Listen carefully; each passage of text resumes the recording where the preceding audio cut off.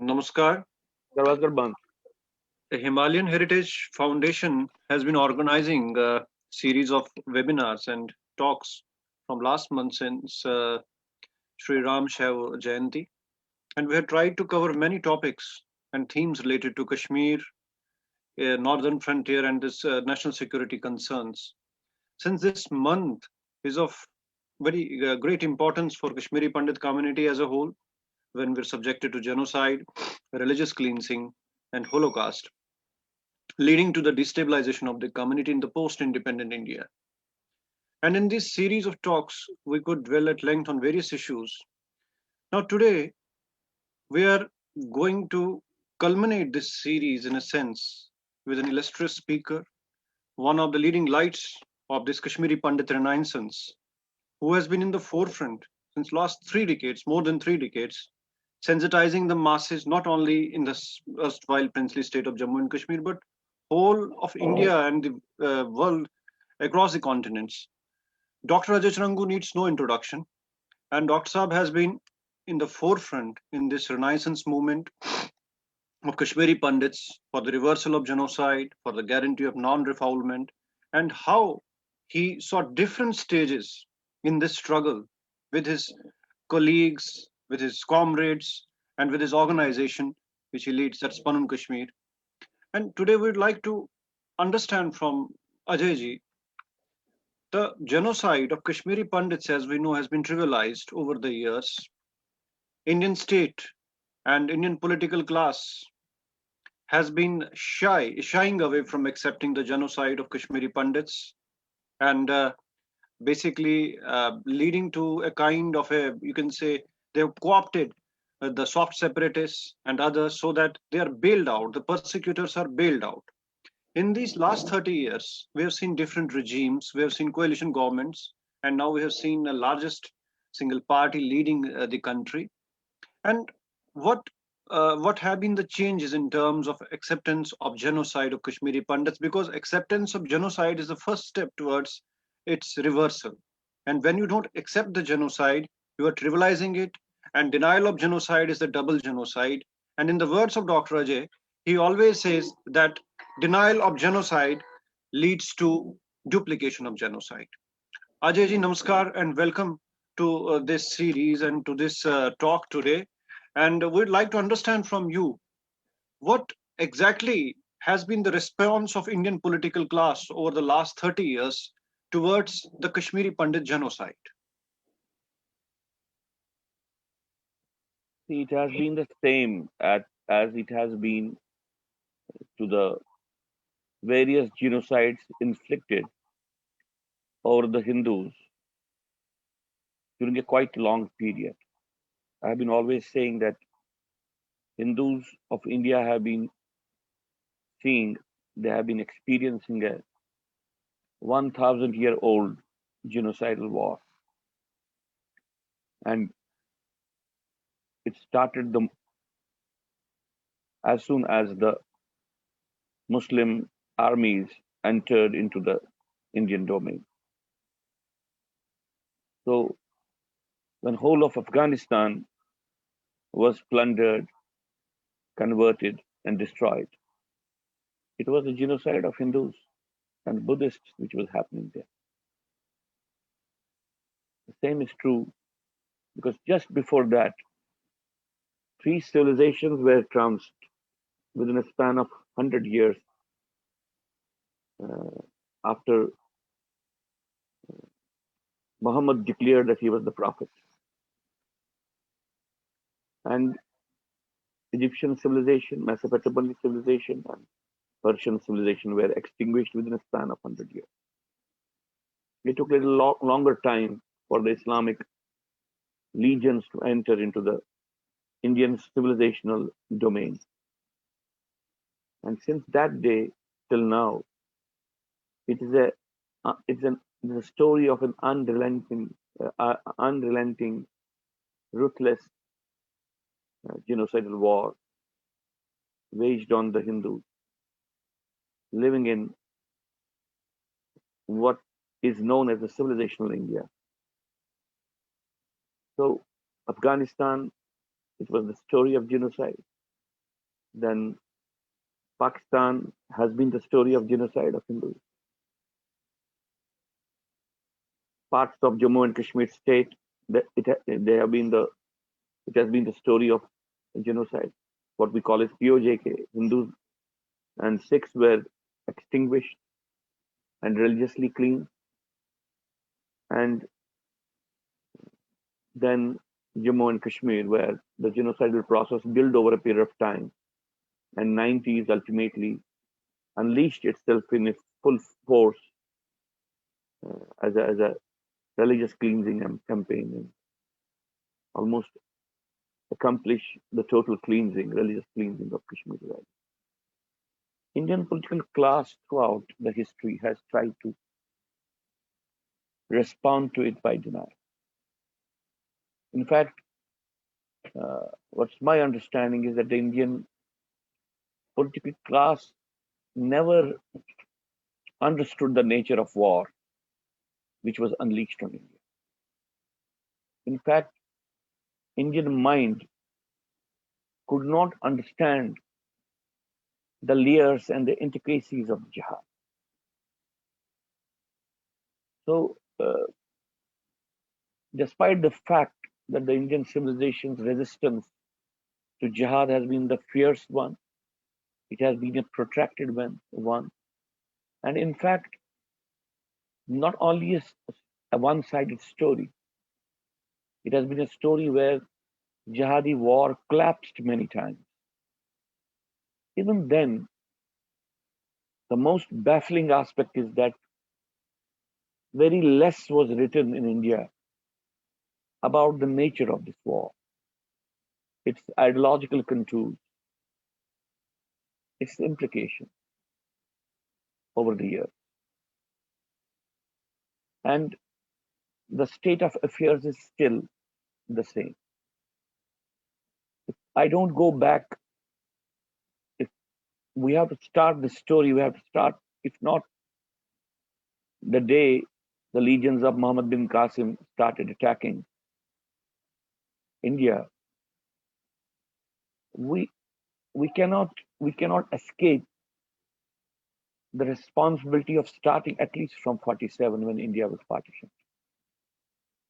You have to understand that the partition of India basically represented a consensual genocide.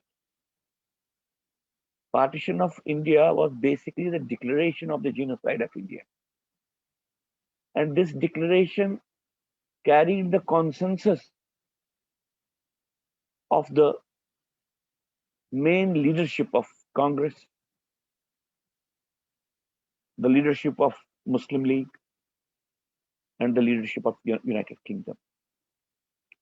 When United Kingdom decided to leave India and at the same time recast the world order and create a geopolitical arrangement which will sustain their interests in India, then undivided India, they could easily think of genocide. When they thought of partitioning India, it was basically thinking in terms of deploying genocide to ensure the geopolitical leverages which they wanted. The same thing was of the Muslim League. Muslim League, which had a very large feudal base, Muslim feudal base in India, who believed that India was a domain of Muslims, it was a domain of Mughals. And in fact, the British had disempowered them, dethroned them. And the discourse, internal discourse, was emerging while the freedom struggle, spearheaded by Congress, was reaching a climax, that if the British leave, they should hand over India to the Mughal power, the Muslim power again. This thought process ultimately was very open to unleashing a bigger human catastrophe to ensure that the power goes to the Muslim. Muslim League represented this type of a thinking. which again was very, very, very permissive to the genocide, to unleashing. It was not averse to unleashing genocide. And then the leadership of Congress, which many say was tired, which many say that wanted to facilitate the new arrangement which British were creating in this area and wanted to have the share of the power which will come out of the new arrangement, were also not averse to unleashing a situation which will lead to genocide. 1947, a genocide was unleashed in the name of partitioning India.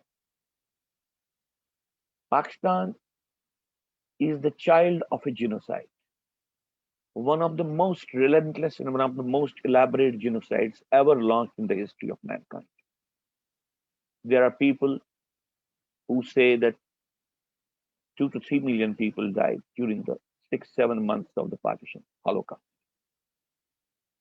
If you try to find out anywhere in the world, any war, any genocidal war, any huge, any violent war, even if you consider the Holocaust of Jews, imagine what it means, destruction of say 1 to 3 million of population within 6 months time. So Pakistan was a child of genocide, and the child of genocide, it grew as a genocidal state. Pakistan is also it is the only genocidal state in the world at this time, which still is committed to unleashing more genocides to eventually establish the order which it thinks it has a divine responsibility. The Pakistani mind thinks that it is the new Medina, and the new Medina for the new Fataha, new expansion, eastward expansion of Islam. So we have a genocidal state on our territory, on our northern territory, which by its very ideological outlook has a proclivity which is not averse to unleashing more genocides in order to fulfill its geopolitical objective. On the Indian side, what happened was that a nation was created which main thrust was not unleashing genocide, but the main thrust was denying the genocide. So we have the state of Pakistan.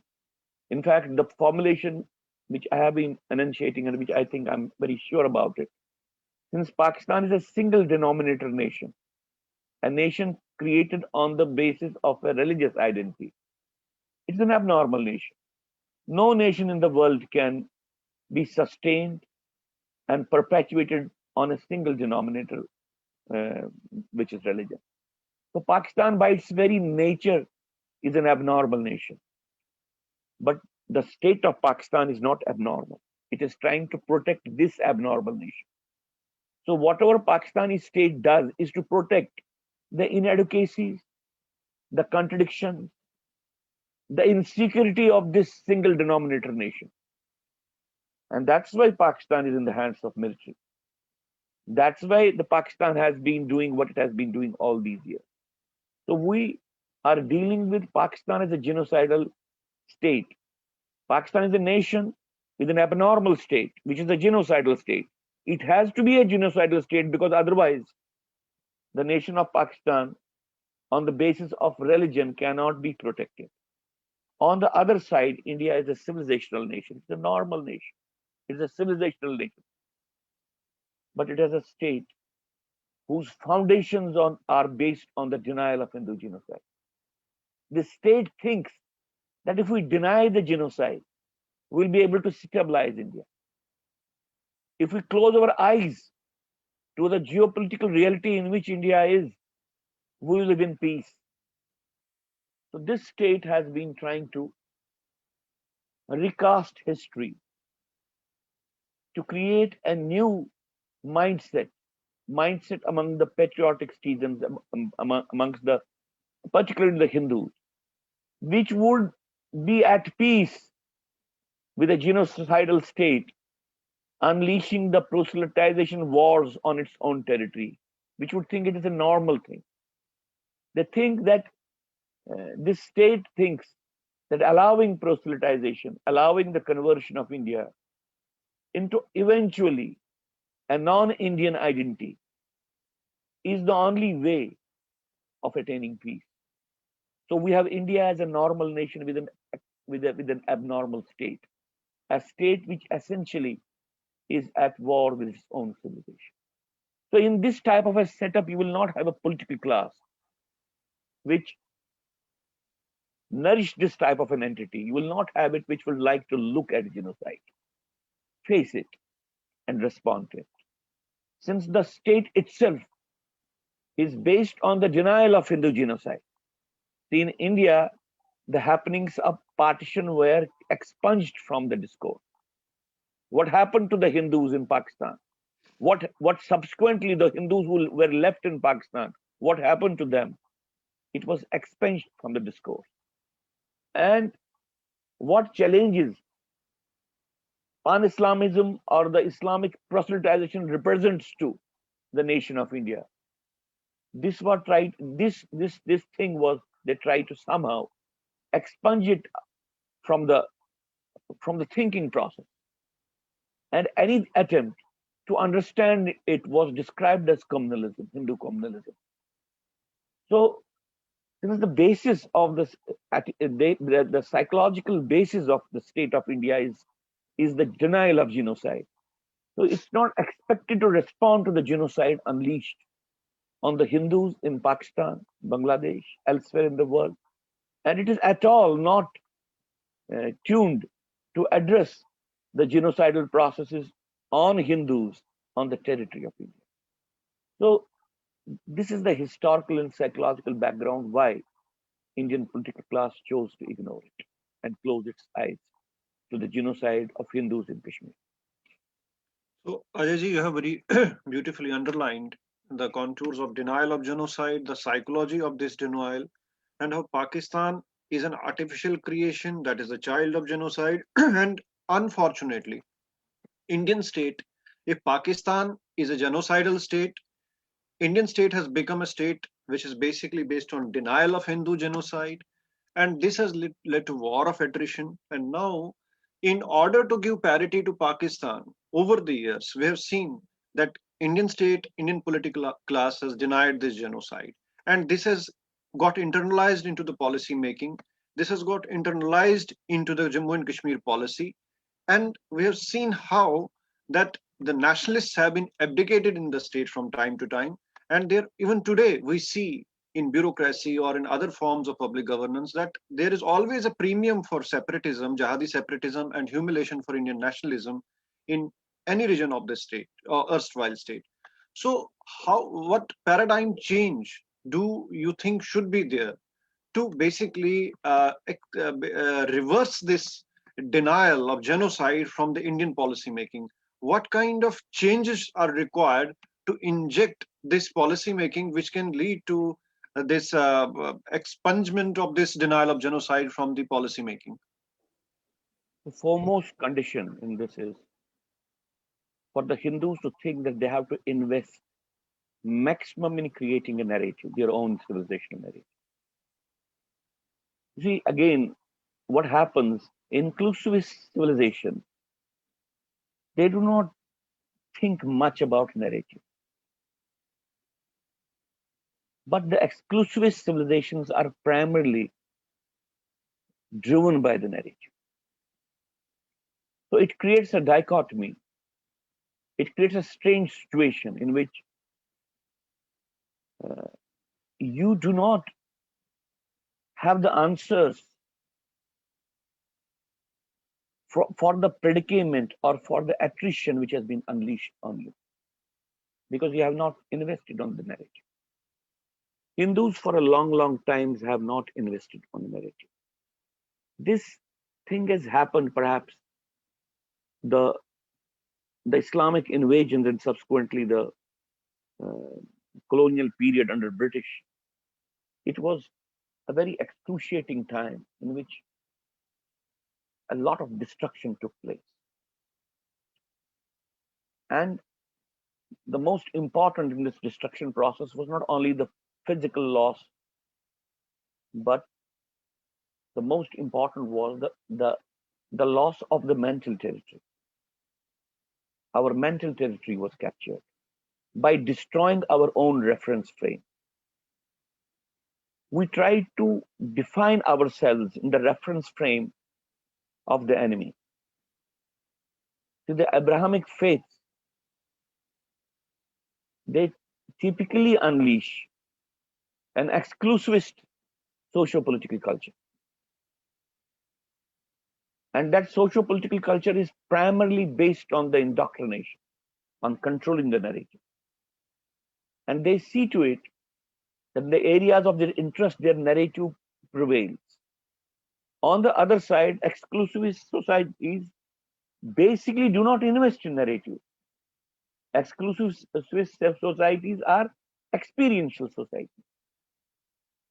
They are not right-wrong societies, black and white societies. In fact, they think it to be childish in entering the process of right-wrong, good-bad. They want to enter into the process of experiencing the life in its totality and transcending, moving from the relative framework to a far more profound experience of life, materially as well as spiritually. So this type of a situation is an impediment which has to be overcome. We have to build a narrative, but we don't have to build a narrative in the reference frame of the Abrahamic. And it is a broader task of the Hindu society. Unfortunately, there has been attempts to create that process, but those attempts have been very feeble. See, when the Sikh response to Islamic invasions happened, they tried to create the process of regimentation, which would militarize segments of Hindu society so that they can respond to the Islamic invasion. Then we had the Arya Samaji movement also. It also tried to somehow respond to the ideological challenges of Islam and try to delineate Indian civilization in terms of one book, try to create some sort of a process whose components were resembling the Abrahamic process itself, hoping that they will be able to create a cohesion which can then respond to the foreign. Then we had Hindu Mahasabha, subsequently the RSS movement. But you clearly see that the investment on narrative has been minimum. And you all know that many of the intellectuals who love India, foreign intellectuals, they describe even the RSS movement as an anti-intellectual movement. The reason for that is primarily because the investment on narrative building has been minimal. Our religious institutions, spiritual institutions have failed to create a narrative of the Indian civilization, of the Hindu civilization. So this is the area which will ultimately determine whether the new India will ultimately prevail upon the forces which have been a scourge to its civilization and the forces which are disintegrating under their own weight. There is a segment of Indian society which thinks that since the enemy is disintegrating, we have nothing to do. That type of an attitude still is there because people think that if Pakistan is disintegrating, we don't have to do anything. They don't understand that if the enemy is becoming weaker to wage a war and is disintegrating still, even then you have to prevail, you have to win the war. You have to have a perspective how to win the war, your own way, which is in sync with the civilizational imperatives from which you have grown. So I think the paramount necessity first is the broader Hindu necessity of having its own narrative, defeating the narrative of the enemy, defeating the narrative which has been imposed. In fact, in this country, the reference frame of analysis is the enemy reference frame, and the narrative is also that of the enemy. So we have a way in which our mind space has been captured. Our mind space is under somebody else's control. This is the area which is critical area, because many times you might have found that we think in a way which suits the enemy. I'll give you an example. Say, for example, the entire strategic think tank, not only the pro-Muslim, pro-Christian, or leftist think tank, but the nationalist strategic think tank, they have been advocating for a long time that if Pakistan disintegrates, it will be a problem for India. Only a stable Pakistan can bring peace to India. Now, this is an illogical concept, but we have been feeding it because we have been trained to ultimately address our issues the way the other side wants us to address them. I'll use another example. Is there any country in the world which thinks that the sovereignty can be protected by sharing the sovereignty? Is there any country in the world which thinks that borders can be protected by making them porous? So this type of an attitude exists here. And this attitude is basically the strategic depth of Pakistan. There has been a debate that Pakistan is trying to seek a strategic depth in Afghanistan. The secular perversion of India is the strategic depth of Pakistan. The denial mode of the Indian nation, Indian state, is the strategic depth of Pakistan. So, liberating the mind space, having our own perspective, having our own narrative is a very critical necessity. Now, if we come very clearly and very in a focused way on J&K state, we have to understand J&K state was a special status state. It had a separate constitution to protect its Muslim majority character. So, Article 370 and the separate constitution guaranteed the Muslim majority character of Jammu and Kashmir. So, the special status state of Jammu and Kashmir was based on the same principle on which Pakistan was created.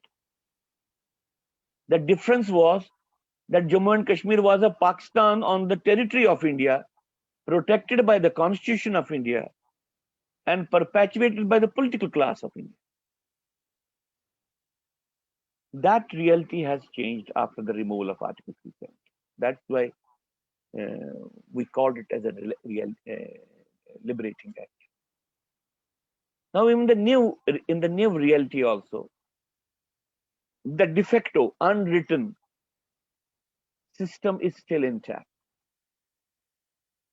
Jammu and Kashmir, after being transformed into two union territories, Ladakh and Jammu and Kashmir, the Jammu and Kashmir still behaves as a de facto Muslim state. It is being still run as a Muslim state.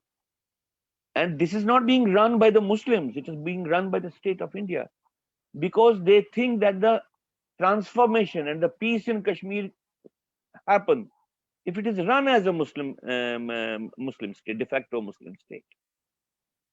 So that is the problem, which is the bigger problem. And its most cardinal expression is, the most critical and elemental expression of this attitude is the denial of Hindu genocide in Kashmir. Because the state of India, the political class of India, the polity in Jammu and Kashmir, they all think that if we start addressing the genocide of Hindus, that will further alienate the Muslims. It will push them away. They don't address this issue that For 70 years, all the measures which were advocated to ultimately win over the mind of Muslims for a secular India, they have ultimately led in a direction where you have a far more radicalized, pan-Islamized polity. And from the moment of restoring Article 370 in its purest form to greater autonomy, self-rule, independence, going to Pakistan, all these streaks have now moved and converged in the creation of a caliphate, Islamic caliphate. All these efforts are now being described as Ghazwa-e-Hind. So there is still not any thinking that the measures which were advocated ultimately helped to intensify the alienation, to develop an internal support structure for the separatism to wage a war against the state of India. A large component of the separatist war and Islamist terrorism in Kashmir is being supported from the political structures we have inside and the state policies which we have. So in a way, it's not only the Pakistan which is creating trouble in Jammu and Kashmir. It is the very policy of Indian state with regard to Jammu and Kashmir which is providing the foothold for Pakistan to do whatever it has been doing. The state sponsorship of separatism, the demographic change, the Islamism, it has to stop. And it cannot stop unless the genocide of Hindus is addressed. Ignoring the genocide of Hindus, it led to the spillover of genocide into Jammu. And then it led to the spillover of jihad to whole of India. It did not stop the alienation. In fact, it created a process by which the Muslim establishment could clearly understand that India is wilting, Indian state is wilting, and we are in fact winning. And this feeling that we are winning, it nourished separatism and it created a very, very wider and comprehensive societal sanction for Muslim separatism in Kashmir. I want to give you just one example how this whole thing works out. See, when the jihad was launched against American Al-Qaeda jihad, the first attempts, like say for example, American aircraft carrier, I think Cole, USS Cole, it was a motorboat filled with explosives was rammed against it, hoping that the explosion will ultimately bring down this aircraft carrier. It didn't happen. It created a hole. It saved. But the American security think tank, they thought it was a very small attempt. They did not take the Al-Qaeda proclamation that America is the great Satan and it has to be brought down. It has to be destroyed. It is the number one enemy of the Islam. They did not take it seriously. And you know what has happened ultimately. This type of a thing was happening in India continuously. See, there is a lot of work done not by the so-called writers in India, but those people who had left leanings like Parveen Swami, who say that who have written that what happened in Jammu and Kashmir in 90 was in fact the seventh. It was a long protracted jihad, the seventh cycle of it. So, not facing this reality that remaining a bystander to the genocide of Hindus, allowing it, trivializing it and denying it, ultimately led to the spillover of jihad to whole of India, where we are now seeing the prospects of a civil war-like situation, which can happen in case Hindus do not stand at this juncture on their own feet. So, not only for the survival of Hindus of Kashmir, but for the survival of India, and in fact putting a halt to the 1,000-year-long genocidal war against the Hindus, reversing of the Hindu genocide in Kashmir is critical. The sooner the Hindu leadership realizes it, the better it is for them. Otherwise, we are up to face a very, very difficult time in coming months and coming years. Ajayji, you very chronologically decoded basically the hidden things behind this whole gamut. Now, you raised a question of narrative that Hindus have not worked on the narrative to counter it and build an ecosystem, because this is not a war which has to be fought on the frontiers only. It is a war which has to be fought at multiple fronts, be it academic or you can say other fronts, political fronts. And worst thing has been that the Indian political class or the policymakers have not accepted that it's a war. They've called it a proxy war. It's a clear-cut war, which Hindus of Kashmir have been facing for centuries, and now in 1990 it reached its climax.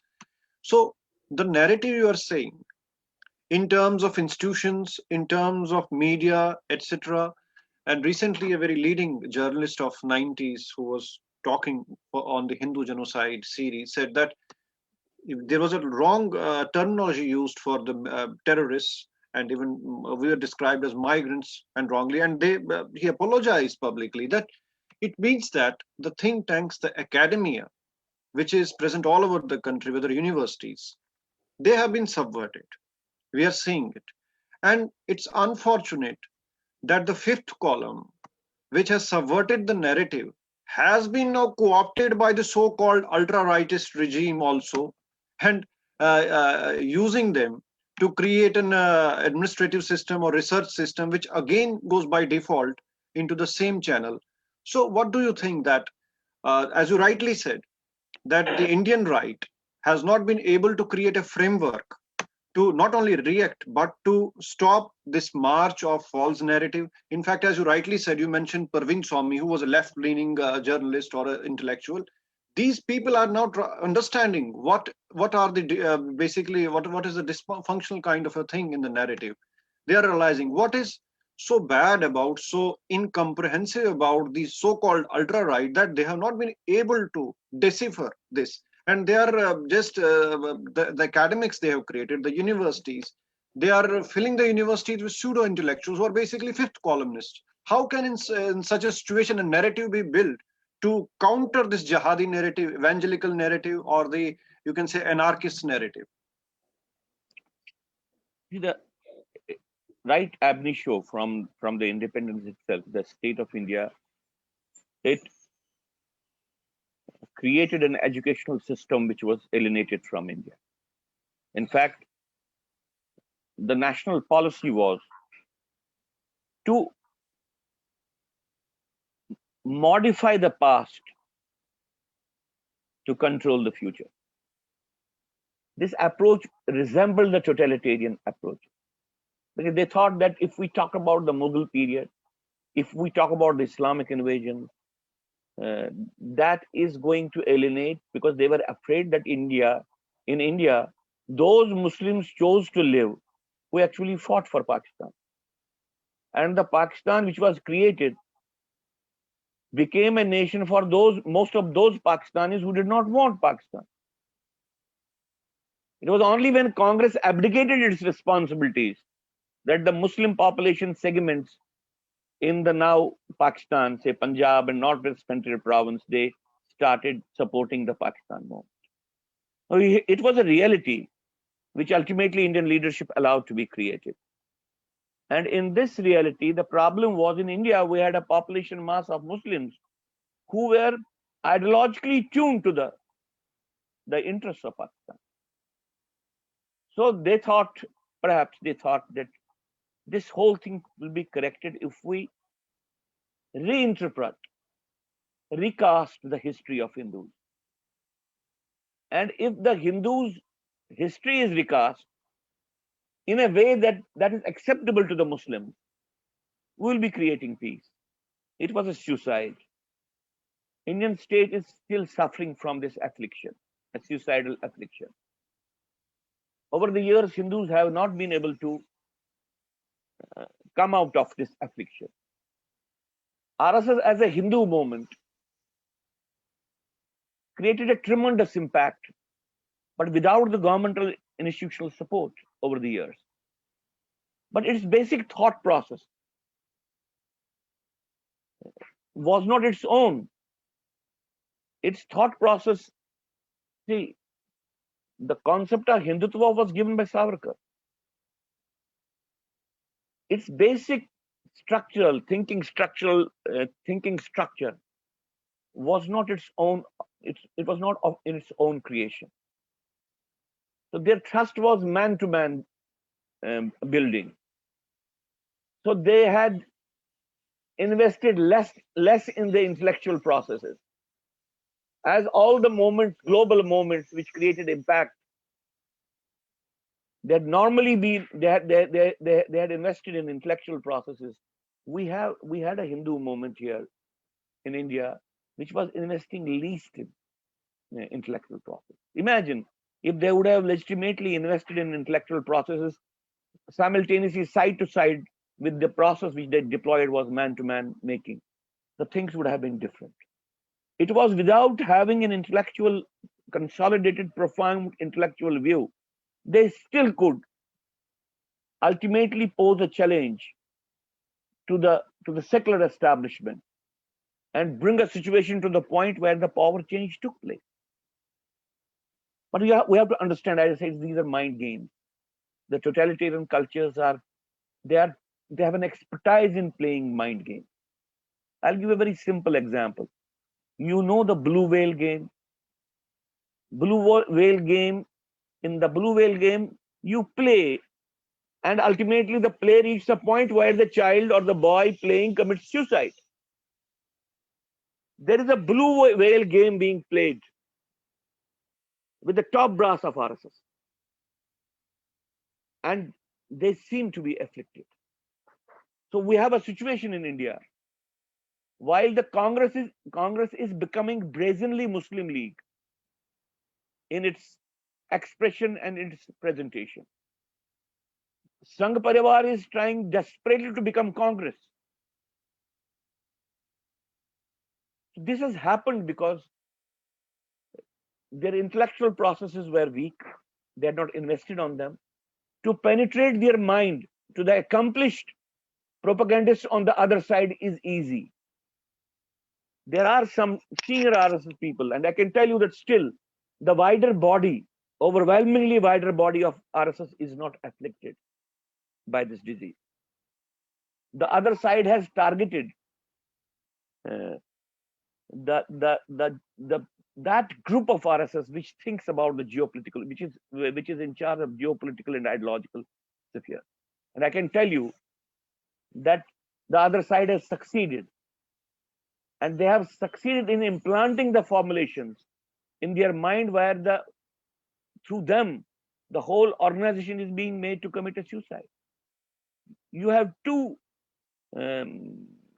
examples which, if you delve into and you understand what type of a suicide they were made to. One was, it was BJP which supported the Musharraf formula. In fact, there are people that the Musharraf formula was created by BJP. It was a Brijesh Mishra, Jaswant Singh, Advani and Vajpayee formula. Now imagine, if you are aware, if you have access to the old literature of RSS, imagine that RSS and imagine the Musharraf formula, which was sold to the RSS cadres as a strategic ploy. And then the second is the Agenda of Alliance document. It was supported by RSS. It was not supported by RSS behind the scenes. RSS described it at the highest level as a novel experiment. Something has happened. You know it very well that Pranab Mukherjee was invited to an RSS OTC camp ceremonies, conclusion ceremony. You have two speeches in that ceremony, which is available on the internet. One is that of Pranab Mukherjee, another is that of Mohan Bhagwat. Mohan Bhagwat looked like, more or less sounded like, as if he was gradually becoming a Nehru or a Gandhi. And Pranab Mukherjee was sounding as if he was talking like Subhash Chandra Bose or Lala Lajpat Rai or Bal Gangadhar Tilak or Arvind Ghosh.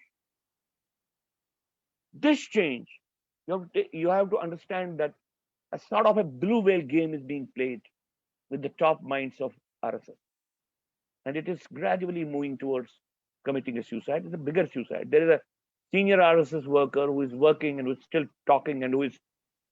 He gave me an example. He said that RSS has a danger of becoming a Titanic. Have you seen the Titanic film? That cruise, it had a hole and it was gradually sinking. But it was such a big cruise that on the deck, the people could not even imagine that it can sink. And it's the crew was they were playing the violin while the ship was gradually tilting, and they did not understand that they are going down the sea. By the time ship tilted to the extent that the crew started tumbling down. We have this type of a danger.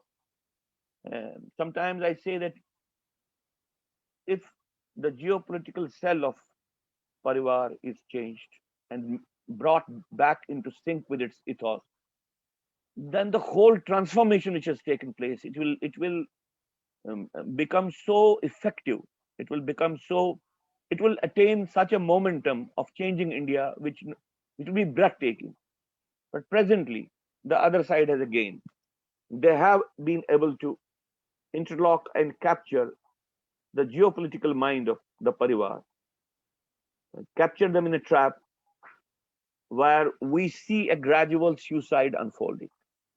And that's why we have been telling people in Jammu, and we are trying to tell people rest of India, that help be part of RSS process, RSS mechanism wherever, because there are so many good works being done across the country.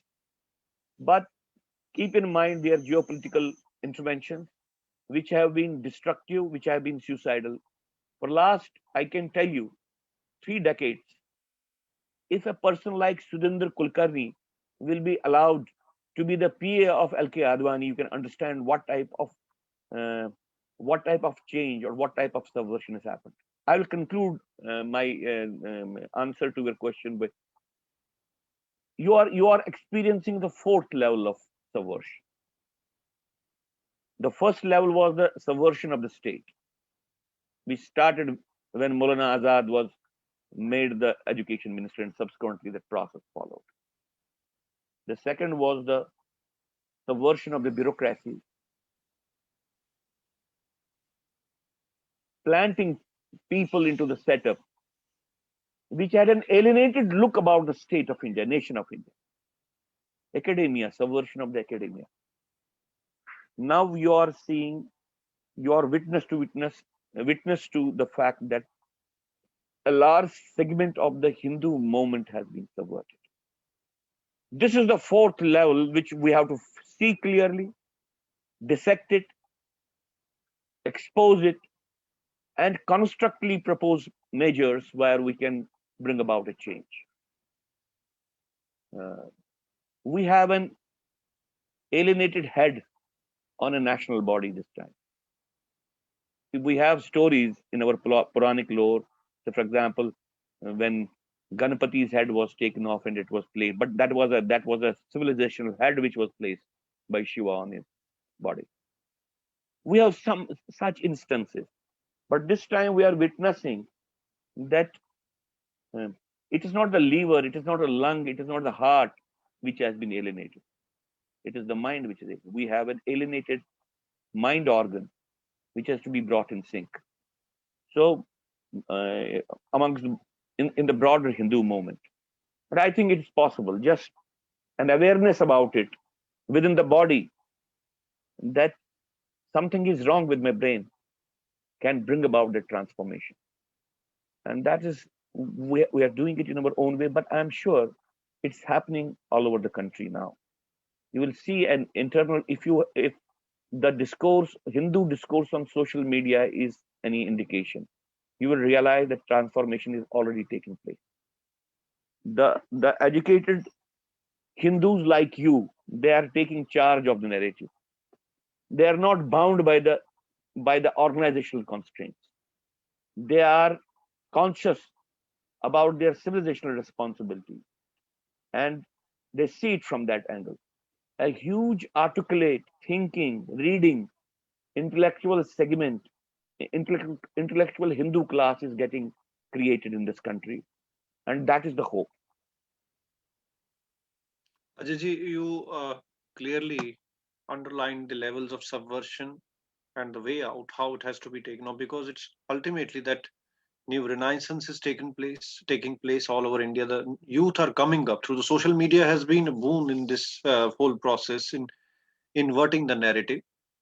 Now, as far as the Kashmiri Pandits or Hindus are concerned, all over there, you have been working vociferously, tirelessly for this reversal of genocide. And over the years, you have been traveling across the length and breadth of the country, sensitizing the masses, political class, think tanks, intellectuals, scholars, all over in academia, outside academia. What has been the response of the people on the Genocide and Atrocities Prevention Bill, which you had recently got drafted, and now sent to different parliamentarians across the country? And what is the response on that of the political class or the, we can say, think tanks? What is the response on that in terms of Kashmiri Pandit reversal, the reversal of genocide? The two things. Kashmiri Pandits did not face a local problem. If it would have been a problem between Kashmiri Muslims and Kashmiri Hindus, perhaps the dimension and the perhaps we would have been discussing something else. Kashmiri Pandit has been become the Kashmiri Pandit became the frontline victim of an Islamic invasion, which is taking place through Kashmir into the India.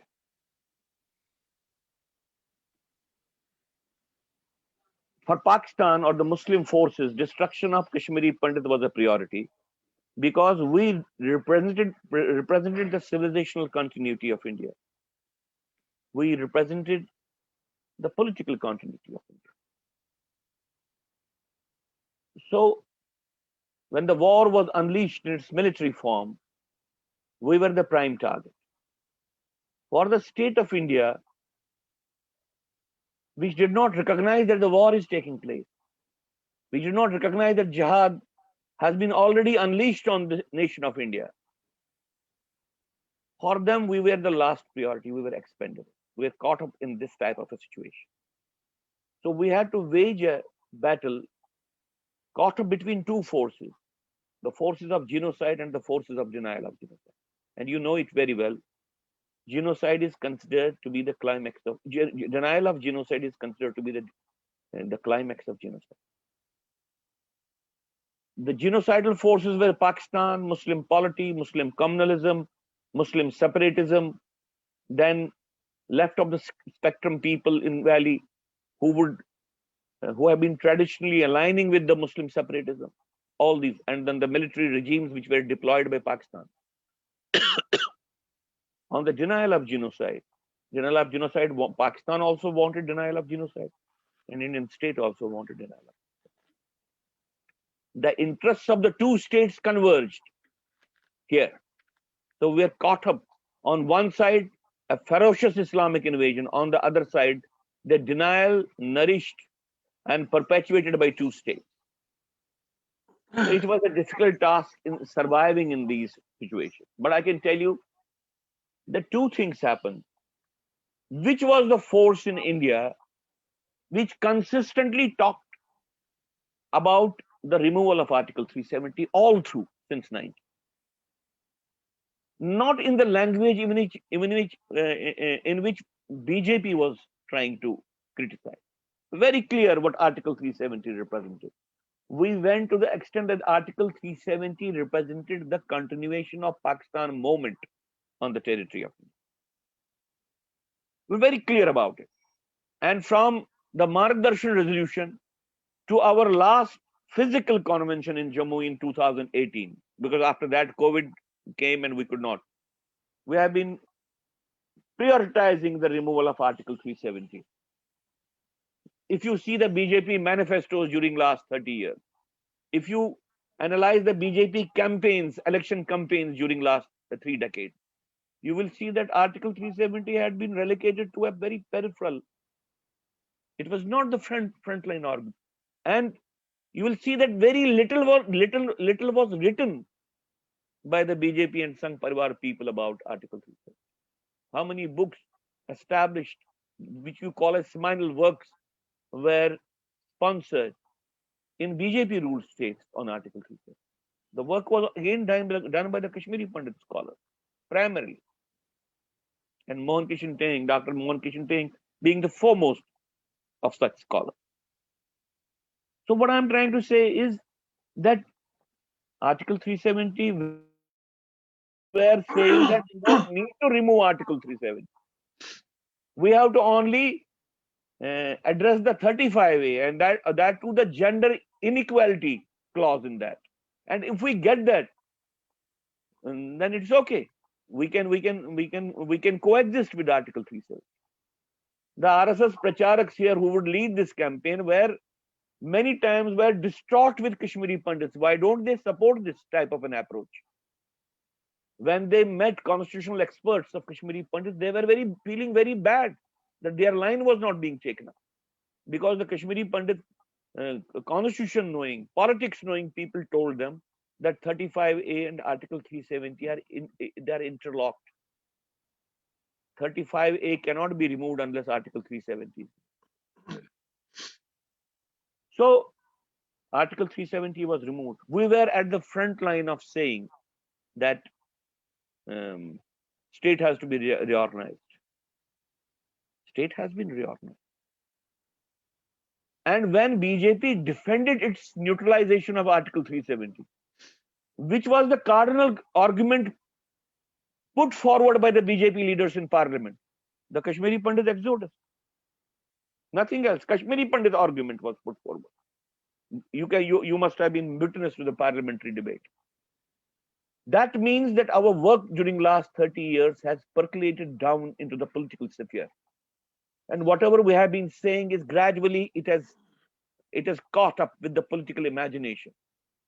And there is now, you see, intelligence chiefs of India who have gone on putting it on record that it was because of the Kashmiri Pandit argument that the political character of discourse in India changed. We played a frontal role in that. All of us played a frontal role in that. And qualifying what Pakistan is doing as jihad, qualifying the so-called freedom struggle as jihad, we were the pioneer. It's now being recognized globally. Now telling Indian state that you have to fight the jihadi war form, not terrorism. We are the pioneers of this whole process, this whole transformation, this whole new thinking. Nobody else. Give me an example of any political leader or political moment in Hindu political moment in India which has been talking about that. We have been describing our expulsion as genocide because it is genocide, and linking it with the long protracted relentless genocidal wars on Hindus. We have been saying it. And since we have been saying it, JKLF's banned government of India for the first time said that it was responsible for the genocide of Kashmiri Pandits. So government of India is inching towards recognizing this thing. Now, at what stage will the transformational things happen? Already transformational things have happened. Article 370 has been neutralized. 35A has been changed. Now, if in the future Jammu and Kashmir state, possibility of its becoming Jammu and Kashmir Union Territory becoming a state is a possibility. Jammu and Kashmir being reorganized into more union territories and states, it is also a possibility. So, for the creation of what we have been demanding for the permanent reversal of Hindu genocide and rehabilitation of Kashmiri Hindus Hindus of Kashmir into Kashmir, the constitutional obstacles are now not there, and the relative awareness in India in favor of it is more. We have to work little more in the coming months. I can tell you that this time there is a broader audience in India which is listening to us. They understand. And what happens to Kashmiri Pandit will determine whether Kashmir remains peaceful or not.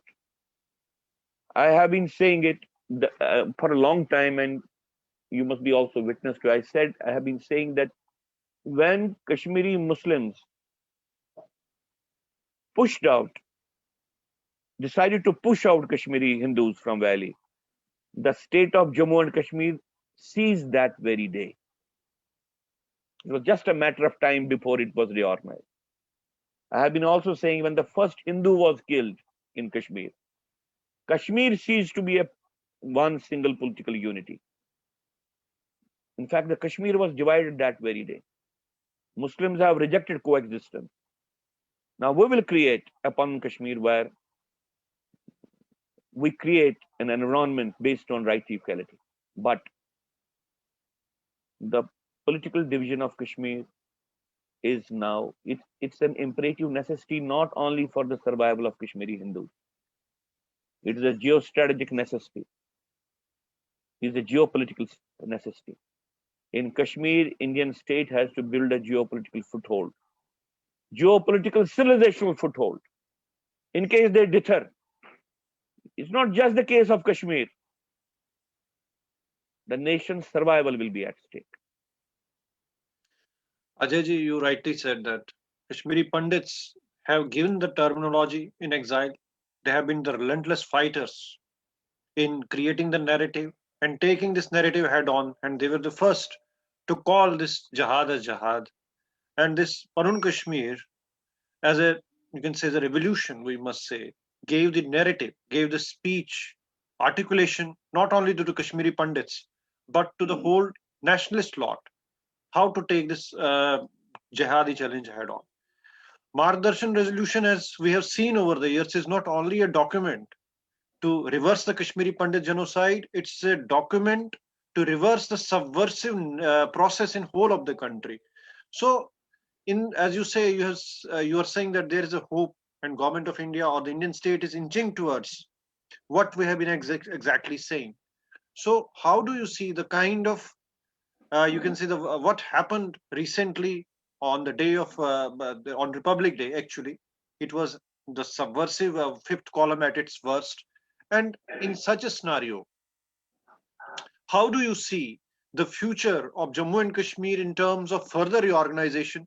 As people used to say, that Panun Kashmir demand is like just a two nation theory, without realizing the fact that it was a process to reclaim the Bharat, which has been overtaken by the Jihadi forces. How do you see the necessity of Panun Kashmir as a national imperative to reverse not only jihad, but to stop the balkanization of India? What do you see? How do you see it?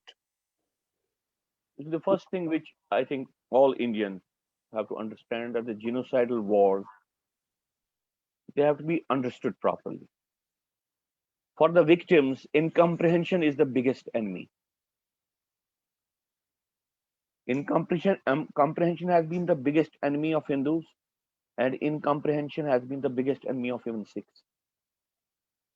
With regard to the developments which you talked about recently, I'll just give an example of the partition time. See, when on 4th June 1947, Clement Attlee and Mountbatten declared the partition plan, they immediately wanted Jawaharlal Nehru and Jinnah to endorse it. And they also wanted Baldev Singh, who was, I think, the defense minister, to endorse it because he was a Sikh. All of them endorsed it. And with regard to the speeches of the three persons, with regard to the speech of Jinnah, it was said that he had a muffled joy in his voice. Nehru, while talking, was showing an uneasy conscience. But Baldev Singh said that he was upbeat, almost a bravado, that everything will be hunky dory. Then Pendrell Mool, who was a friend of Clement Attlee and who knew Punjab very well, he said that Jinnah and Nehru knew Punjab the same way as Chamberlain knew Czechoslovakia. So if they were feeling hunky dory, that everything will be normal, peaceful, when already the genocide had been unleashed. But what happened to Baldev Singh? He was knowing what is going to happen to Punjab. He knew Punjab very well. So what happened there uh, is a very small segment. I know that we are far ahead of the days when Khalistan movement and terrorism was at its peak. Even though there are attempts and Pakistan will try to, but there's a large segment of the Sikh population which ridicules it. Again, the problem is that the Khalistani narrative for the last 2 decades has not been contested. It has not been contested by the state. It is. And what happened, unfortunately, that the Akal Takht got consolidated during the BJP Akali alliance in Amritsar. There are people who have to ask these questions. You know it very well that the BJP leader Sidhu got elected from Amritsar, and he was with an excellent Hindu-Sikh interface. He was expunged out to accommodate Arun Jaitley, who was closing his eyes to the Sikh subnational, what you call as idiosyncrasies, was closing his eyes to the massive invasion of drugs into Punjab and wanted to capitalize on it. So the response to what happened is not to panic, not to think that I don't think the Sikh community has been tranced by these the people who did it. They represent the Sikh community. But a narrative, a very thorough narrative, a very progressive, forward-looking, inclusive, civilizational narrative has to be built. In case we don't build it, then the other side will win.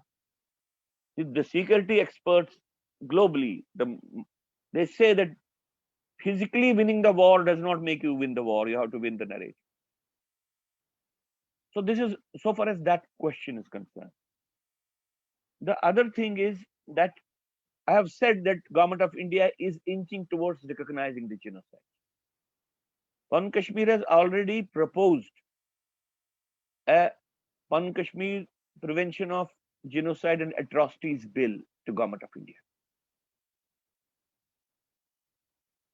In 1948, when the Convention of for Prevention and Punishment of the Crime of Genocide was adopted by the United Nations, Government of India was one of the proposers and the pioneers of that convention. Then I think in 1958 or 1959, Government of Indian Parliament ratified that convention. Now we were waiting, the nation had been waiting that they will have a commensurate law in our constitution. We have now proposed to Government of India that let you have this. And let you have this law. This law will empower you to, first of all, address the genocidal attrition being unleashed within this country.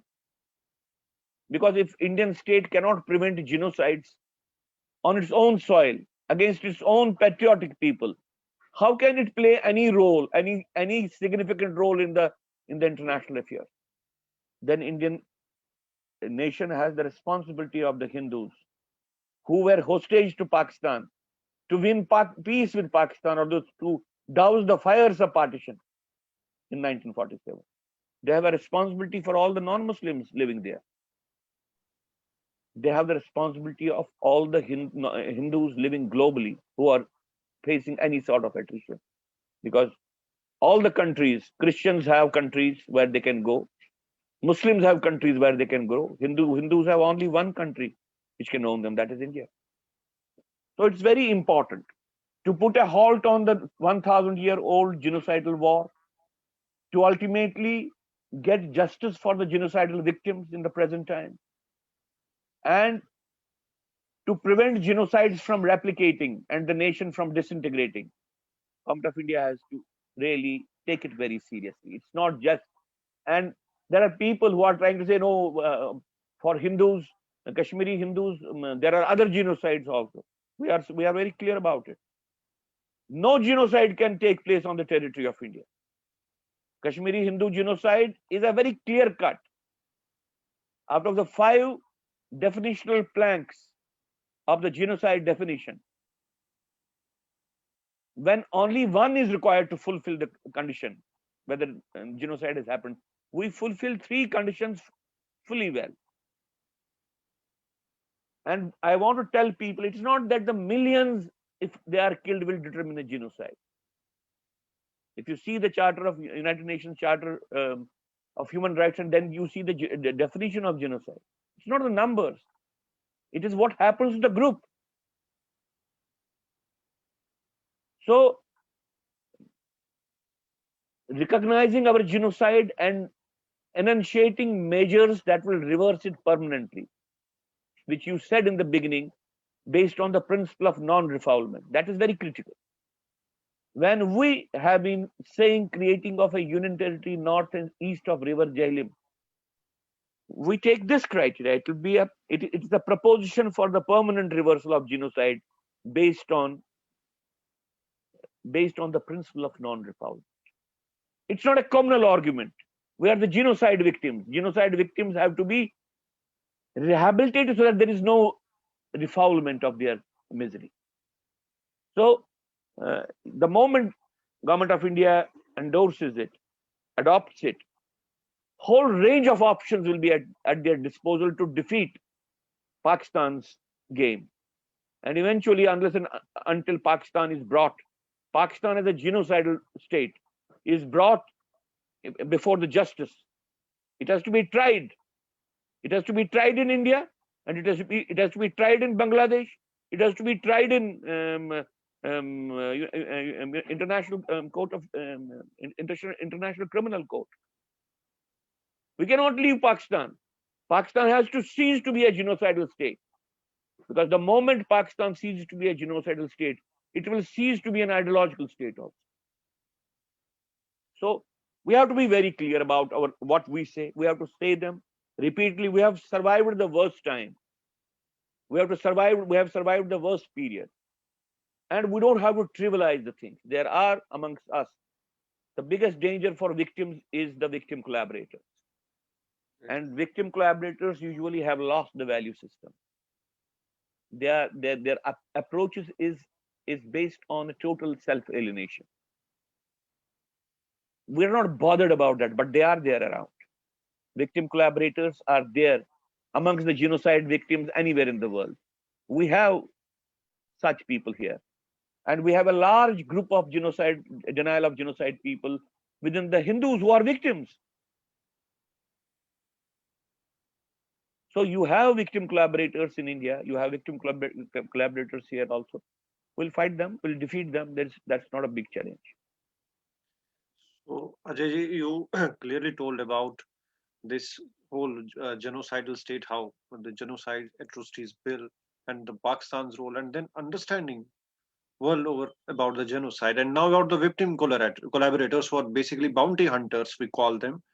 And now, on the parting note, I would like to ask you, it is really a matter of great satisfaction that it were we, despite desperation, despite this all you can say challenges, Kashmiri Pandits gave the Margdarshan resolution, which was a unanimous document, I must say, where people from all spectrums endorsed it on 28 December. And now, how do you see Margdarshan was enacted when there were no IDP guidelines also in the world fora, and the visionaries in Panun Kashmir, like you, who were in the forefront. How do you see today Margdarshan, its acceptability in the Indian political class? And ultimately, Margdarshan will prove to be a document which is not only for the reversal of Kashmiri Pandit genocide, and we see it as in future as a reference point for the reversal of genocide anywhere. It will be cited as a document for the reversal of genocide anywhere where people have been subjected to religious cleansing. How do you see Margdarshan today as the community's cardinal principle and blueprint for the return, rehabilitation, and non-refoulement? The Margdarshan resolution is far more than a community document. It's basically it's a declaration that Hindus have to put a halt to the genocidal process. They have to devise their own processes to stop it. It's also a declaration that uh, a Muslim state on the territory of a secular state is an oxymoron. It's just like an alienated organ inside, destructive, eating the whole nation as a termite. And Margdarshan resolution is basically, for the first time, a declaration of reversing Muslim genocide, the genocides inflicted.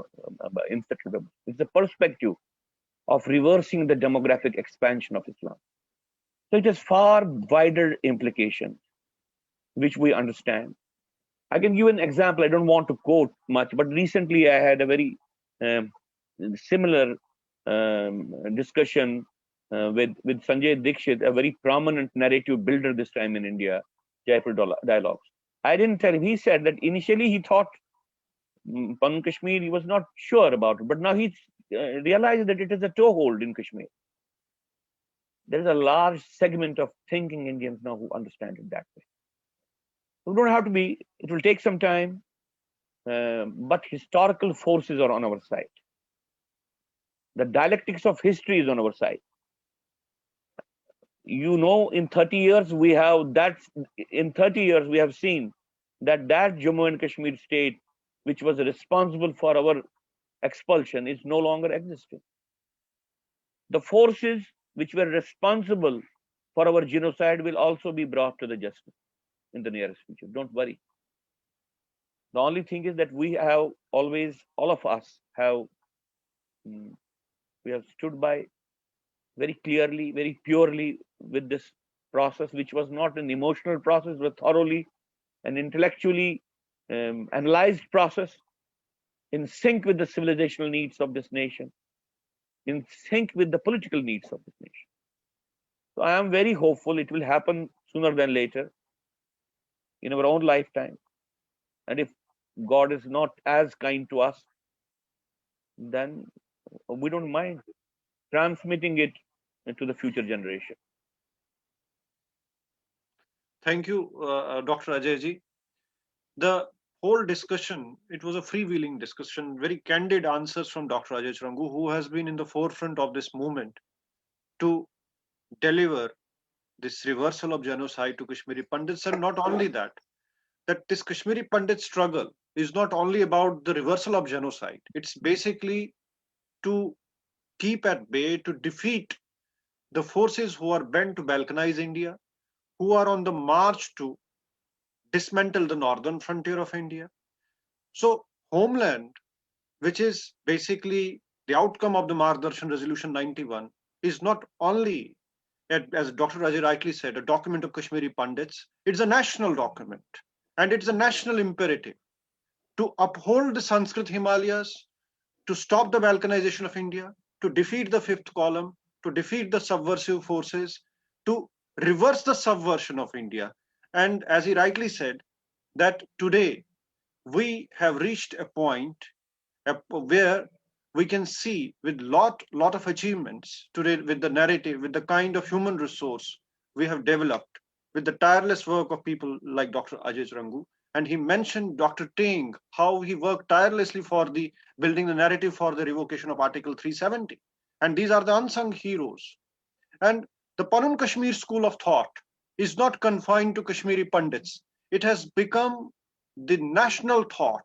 If the forces of balkanization, forces of desanskritization have to be defeated, it's only the Panun Kashmir school of thought, the Margdarshan, that is going to uphold the Sanskrit Himalayas, the Sanskrit Bharat. Thank you very much, Dr. Ajay for sparing this time and having this comprehensive discussion with us. Namaskar. Namaskar.